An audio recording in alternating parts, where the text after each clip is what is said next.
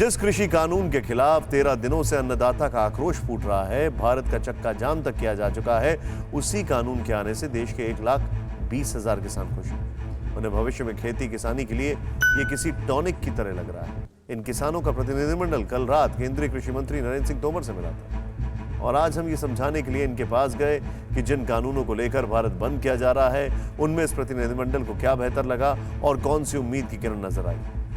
20 किसानों ने, इस समूह ने कृषि मंत्री को नए कृषि कानून के समर्थन वाली चिट्ठी सौंपी, जिसमें इनके दस्तखत थे और इसमें लिखा है कि हरियाणा के 70,000 एफपीओ से जुड़े किसान और 50,000 से अधिक किसान भारत सरकार के लाए गए 3 कृषि कानून के समर्थन में किसान संगठनों द्वारा सुझाए गए संशोधनों के साथ इसे जारी रखा जाए। चिट्ठी में यह भी लिखा है कि किसान संगठनों ने जिस एमएसपी की मांग की है, उनको जारी रखा जाए और इन सबके साथ नए कानून को भी जारी रखा जाए। इस प्रतिनिधिमंडल में किसान उत्पादक संघ यानी एफपीओ और भारतीय किसान यूनियन अतर के राष्ट्रीय अध्यक्ष अतर सिंह संधू भी शामिल थे। इस डेलीगेशन का नेतृत्व प्रगतिशील किसान संगठन सोनीपत के अध्यक्ष पद्मश्री कमल सिंह चौहान ने किया था। इस मीटिंग के बाद TV9 भारतवर्ष के रिपोर्टर ने इनसे एक्सक्लूसिव बातचीत की तो उन्होंने कहा कि नए कृषि कानून को लेकर किसानों के बीच भ्रम फैलाया जा रहा है।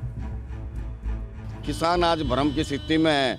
जो किसान भाई हमारे हरियाणा और पंजाब से आकर बॉर्डर पे बैठे हुए हैं, वो एक तरह से भ्रम फैलाया गया है कि और भ्रम में है कि एमएसपी खत्म हो जाएगा, मंडी खत्म हो जाएगी। हम अपने इन किसान भाइयों के साथ हैं। हम भी चाहते हैं कि एमएसपी बना रहे और मंडी भी बनी रहे। हमने कृषि मंत्री जी से हम मिले और उन्होंने आश्वासन दिया कि एमएसपी खत्म नहीं होगा, मंडी बनी रहेगी।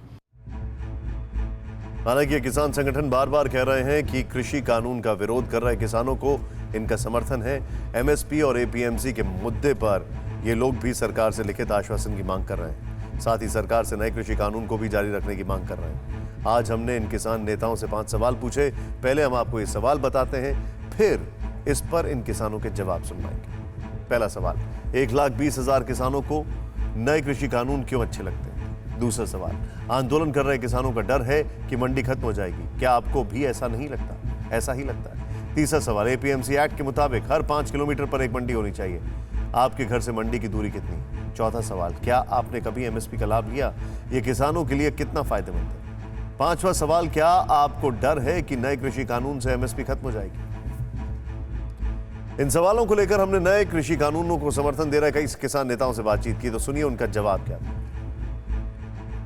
सरकार ने जो एक योजना बताई है भाई किसानों को, भाई युवाओं को एफपीओ बना करके अपना रोजगार कर सकता है, अपने यूनिट लगा सकता है किसान का युवा वर्ग जो है, तो उससे युवा वर्ग को फायदा होगा। अगर मैं बिल्कुल उससे सहमत हूँ। अगर युवा को आगे बढ़ाना है तो उसको खेती में जो स्कीम है सरकार की, जैसे आजकल कोल्ड स्टोरेज है, वेयर हाउसेज है, अगर सरकार ऐसी योजना पर सब्सिडी लेकर के आई है तो अच्छी बात है। खत्म हो जाएगी तो मंडी का से वास्तव में इसमें एक आवश्यकता तो है कि मंडी से बाहर भी भेजने की व्यवस्था की गई है, किंतु मंडी बनी रहेंगी ये भी निश्चित है। इसमें कुछ आवश्यक वस्तुएं अगर इस तरह का कभी कोई भाव में किसानों की संतुष्टि नहीं होती, उनके अनुकूल नहीं मिलते, तो सरकार ने ये व्यवस्था भी की कि मंडी प्रक्रिया जो है या व्यवस्था है ये जारी रहेगी। देखिए, मेरा ये मानना है मंडी व्यवस्था रहनी चाहिए। उसका कारण है, मैं ये नहीं कहता भी आड़ती रहना चाहिए। सरकार ने एक योजना बड़ी अच्छी बनाई है, भी किसानों के खाते में सीधा पैसा जाएगा।